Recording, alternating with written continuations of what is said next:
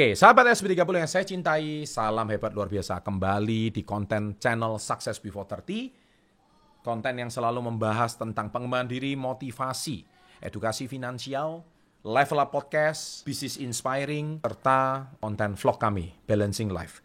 Dan channel kami konsisten dan ini adalah tahun kami yang ke-9 konsisten di YouTube. Kami akan terus berkembang, channel kami, mohon dukungan Anda. Semoga suatu hari bisa mencapai 10 juta subscriber ya. Amin.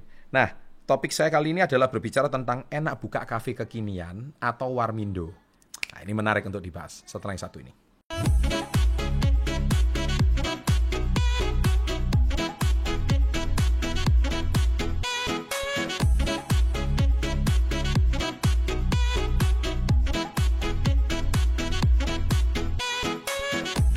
Welcome to Success Before 30, Business and Financial Mentoring. Nah, guys, jadi tentunya anak-anak muda sekarang itu kita sudah tidak asing ya melihat kafe ada di mana-mana sampai masuk ke seluruh pelosok kecamatan di seluruh Nusantara. Begitu juga warmindo. Nah, pertanyaan saya, untung mana sih? Nah, di sini saya akan mengulas tentang kelebihan dan kelemahannya. Nah, kelebihannya kalau buka kafe itu adalah kafe kita contohkan di sini adalah kafe standar, tidak terlalu sederhana juga tidak terlalu modern. Target pasar orang menengah sampai ke atas. Tren akan naik secara konstan karena zaman sekarang anak milenial suka sekali datang ke kafe, ngobrol ya, buka di kafe. Kemudian banyak inovasi yang bisa diciptakan dari sebuah minuman seperti kopi. Makanya sekarang kan kopi aneh-aneh, ada kopi durian, ada kopi cabe, ada kopi apapun ya, terserah harganya pun juga average dari harga Rp10.000. Itu sangat terjangkau banget. Jadi sampai ke kota-kota kecil pun itu masih terjangkau. Cuman Anda butuh stand kecil, desainnya juga minimalis, tapi itu sudah berjalan. Kemudian peminat kopi yang terbilang tinggi di zaman sekarang itu kelebihannya kafe. Anda cuma model wifi aja sudah bisa menarik orang.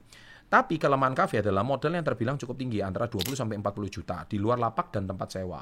Itu average ya. Kemudian margin keuntungan tidak terlalu besar alias cukup saja. Apalagi kalau brand Anda tidak terlalu terkenal, ya pasti kalah sama kopi kenangan yang baru-baru saja menjadi unicorn. Ya. Kemudian harus memiliki tempat yang strategis, itu kalau kafe. Apalagi kalau merek kafe Anda tidak terlalu terkenal.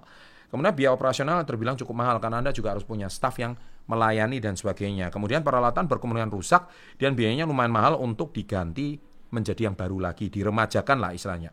Serta harus memiliki strategi yang baik dan rapi karena banyak sekali kompetitor raksasa yang juga siap membuka kafe di tempat Anda. Jadi Anda harus pertimbangkan plus minusnya.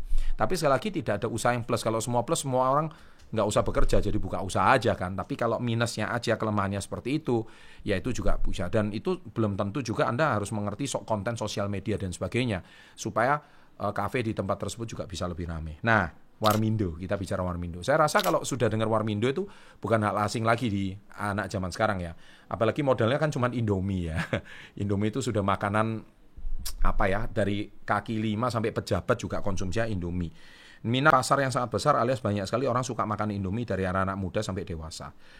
Banyak inovasi berbahan dasar mie. Apalagi cita rasa Indomie itu kan sudah menusantara bahkan mendunia. Modal terbilang cukup rendah, bisa dimulai dari 5 sampai 10 juta ya untuk Indomie. Nah, jadi Indomie itu sekarang itu harus dilakukan secara offline ya.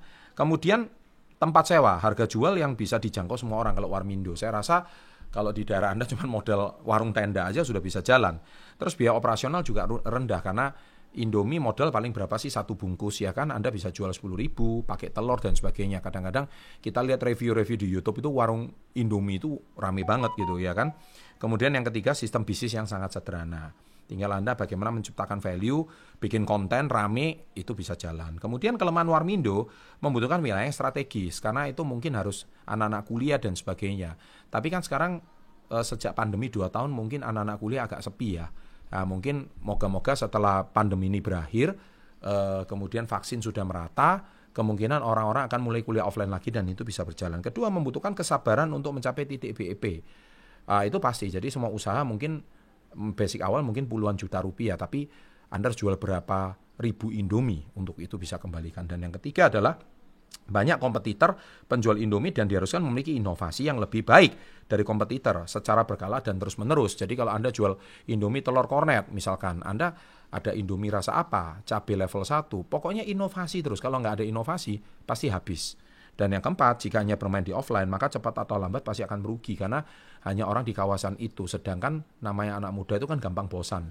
Kalau booming, dia bisa pindah ke tempat yang lain. Kalau dia cari suasana enak, mungkin di kawasan itu satu-satunya, bisa jadi Anda bisa bertahan di generasi berikutnya. Warmindo legendaris contohnya di sebuah kampus. Kalau Anda jual di situ terus sampai adik-adik kelas Anda pun tetap konsumsi di situ.